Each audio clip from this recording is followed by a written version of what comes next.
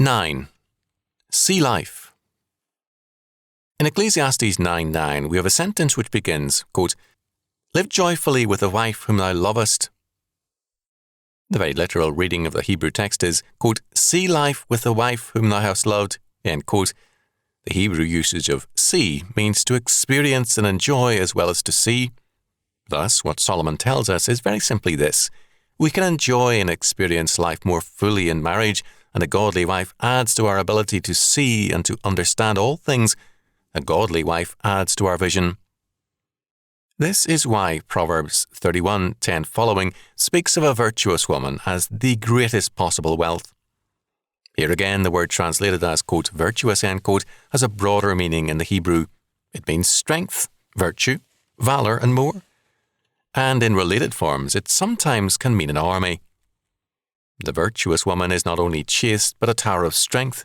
Having her is like having a strong power at one's side. One aspect of her strength is her speech. She openeth her mouth with wisdom, and in her tongue is a law of kindness. Proverbs 31:26. Conversely, of a woman who is not a source of strength to her husband, all that can be said is, quote, she openeth her mouth.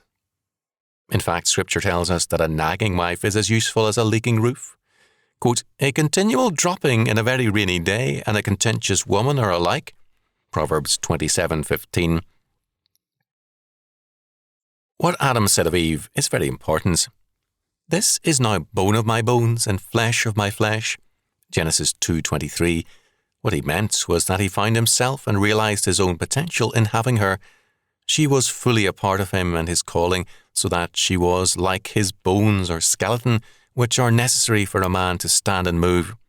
She was flesh of his flesh, fully a part of his life, so that being alive meant life with her.